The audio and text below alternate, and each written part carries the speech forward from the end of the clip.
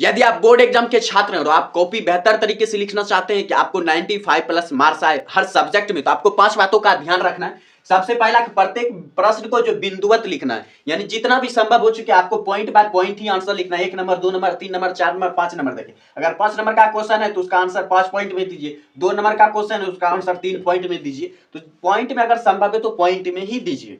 और उसके बाद है कि प्रत्येक उत्तर खत्म होने के बाद नीचे पेंसिल से लाइन खींच दीजिए। यानी 1 नंबर का प्रश्न हो गया तो उसका आंसर के नीचे एक पेंसिल से लाइन खींच दीजिए। उसके बाद दूसरे नंबर का आंसर शुरू कीजिए, फिर पेंसिल से लाइन खींचिए, फिर तीसरे नंबर क्वेश्चन का आंसर शुरू कीजिए। इस तरह से आपको कॉपी सजा के लिखने हैं। उसके बाद है कि परिभाषा अगर किसी भी चीज का पूछा जा रहा है तो परिभाषा के साथ सूत्र, मात्रक और बीमा को जरूर लिखना है। परिभाषा के साथ सूत्र, मात्रक और बीमा को जरूर लिखना है। उसके बाद चित्र को छोड़ना नहीं। अगर किसी भी टॉपिक को समझाने में चित्र आ रहा है तो आपको चित्र बनाना ही पड़ेगा। चित्र अगर आप नहीं बनाइएगा तो समझ लीजिए उसी समय 1 से 2 नंबर आपका कट सकता है। तो चित्र आपको समझाना ही है। इसलिए जिस भी टॉपिक में आपको लगता है ये बीबीआई क्वेश्चन और उसमें कोई चित्र है तो उसको माइंड में फिट कर लीजिए। उसके बाद है कि 5 नंबर की प्रत्येक प्रश्न को बच्चे की तरह समझाने का प्रयास करना है। यानी कि प्रत्येक प्रश्न का उत्तर जो बारीकी से समझा के देना है कि आपका अगर उत्तर कोई भी बच्चा भी पढ़े तो उसे भी समझ में आ जाए कि आपने लिखा क्या है। तो इस 5 पॉइंट को ध्यान में रखकर अगर कॉपी लिखते हैं तो आपका जो नंबर नहीं कटेगा।